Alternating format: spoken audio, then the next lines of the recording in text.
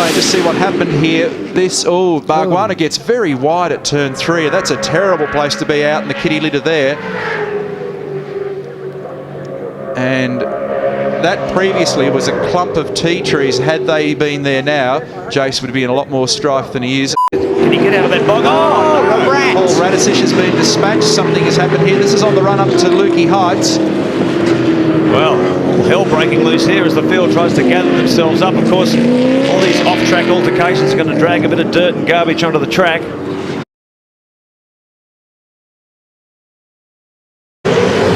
Just opening up a little bit of a gap. Only a car length or so over Murphy. He's got a better run this time.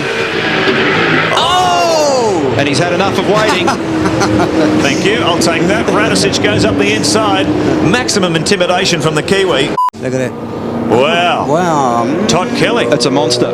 That is a monster. Whoa. Man, did he get served up there. He's gone right across. Fortunately, the marshal's getting out of the way.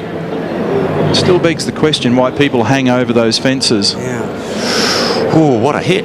I think that to put this sort of margin on a field of this quality in such a tough motor race is an extraordinary outcome. Craig Lowndes. Brilliant. Absolutely amazing. Answers the critics. Does the business for Ford. Lines up on the start-finish line for the last time. The check flag comes out. Craig Lowndes is the winner. You can get some more information from this. The car just doesn't turn.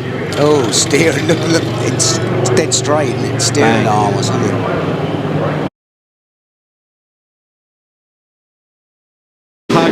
To the apex, there's a Shell Helix replay of this situation with Ellery. One of the Valvoline cars involved. Bargwanna, I think it is. Might be 35. My X-ray vision's not that good today.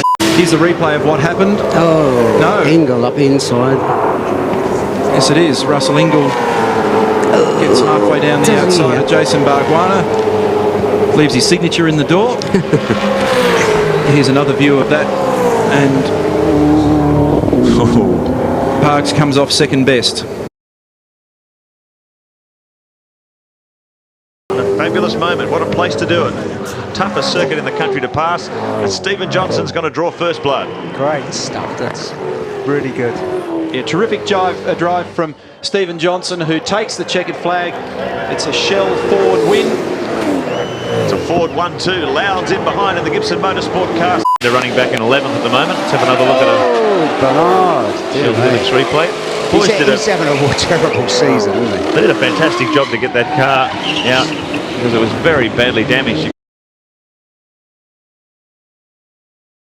Let's have a look at the Shell Helix replay. An incident with John Bow and Paul Morris. Oh dear. Morris goes rally crossing. Still manages to hang on to it. He's still well into the side of the Caterpillar Ford as they head up over the bridge. As quick as one of you saying is Jason Bright. This is going into turn 3, and Marcus up the inside. Oh dear. Well and truly alongside him, and I don't think Stephen realised that Marcus was that far up, and it just shoved him wide.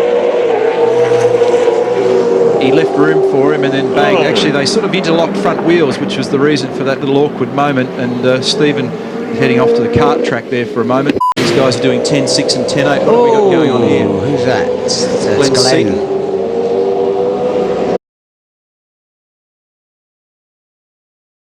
Hear him breathing. Let's have a look at the replay. What's he done there? He's just come in too hot. Looks like it. He's gone right across the grass. Ended up in the kitty litter.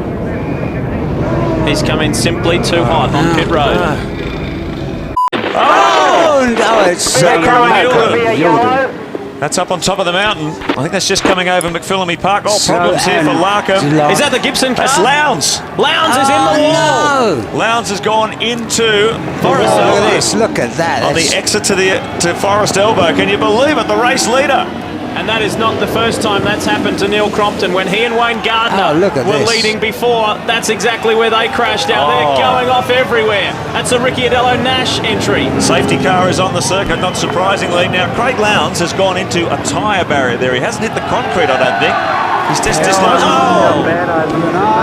Haviland car. There's going to be cars spearing off all over the place. There's still going to be a few more, I reckon. And do you see, this is what I was saying when you're going up the mountain. If it was as wet as this when you got to the top of the mountain, you could have a horrific break. Well, it just goes to show the Haviland car was caught out. Probably what caught Lowndes out as well. Now, Lowndes, I can't quite see there whether he's managed to back out of there, but he actually drilled the tyre wall. Look at those.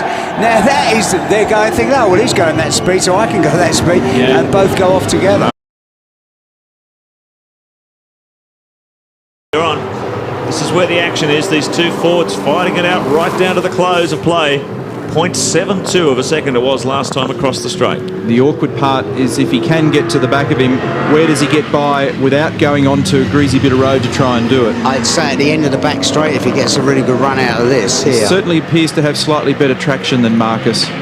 PlayStation fastest lap now goes to Paul Morris at a 1:19.8. 5 minutes remaining. Just had a word to Greg Murphy. He was saying he was suffering a rather violent vibration in the car, something within the driveline. He said he just had to come in or it was all going to come loose and break down, so that was the only choice he really had, was to park it in the garage and end his day. Get ready for it. Here comes Lowndes. There is nothing between them now. Lowndes is right on the back of Marcus Ambrose. Got a lot of wheel spin exiting Dandenong Road, then just lost the advantage that he made up under brakes. Not unusual for, remember I mentioned yesterday, not unusual at Sandown to have transmission related things, and remember in total this is nearly 500 kilometres of racing, a long way.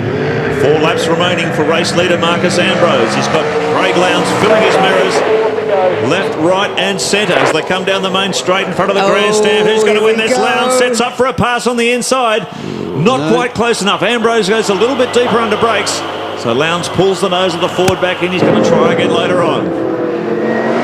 No V8 supercar wins alongside Marcus Ambrose's name in terms of a race. He has won a round before, but never a race. And as for Lowndes, as far as his turn in a Falcon, well, just that one race win earlier this year at Adelaide. Good run out of this, I reckon, at the end of the... Plenty of incentive, though, Baz, for Marcus Ambrose to win this race. I totally agree, but Todd, here, have a look at this. Todd Kelly be hoping the two of them fumble each other. And, yeah, exactly. Look at this. Lowndes goes up the outside now. 250 k's on the approach to the S's. He's got him well and truly. Ambrose tries to fight back on the inside, but no. Lowndes has got position. So Lowndes goes through to take the lead. Incredible fight back from far down to 16th when they restarted this race. He came marching through the field in the space of 3 laps. He went from 16th up to 5th, and he slowly picked them off one by one, including a couple of incidents that's taken him right off the circuit. Well, Marcus is hanging on. Oh, no, he's got up the inside of him. Yeah, he got him. Got him. What a move. Well, he definitely knows where he is now, doesn't he? Cannot afford to be napping with Marcus Ambrose sniffing around your tail. 3 laps remaining. He's so pumped up. There's Nancy Lowndes. Craig Lowndes' wife, Oscar Fioranotto, chief engineer in front. Boy, there's plenty of nervous people standing in these 2 pit garages now with laps unfolding. That was a very good move, wasn't it? Really? He's got a lot of confidence in the grip of this car, Ambrose, if he decided to dive back there. And he caught Lowndes napping a bit, I think. I think Craig thought he had it. Oh, there was a touch there. Certainly was.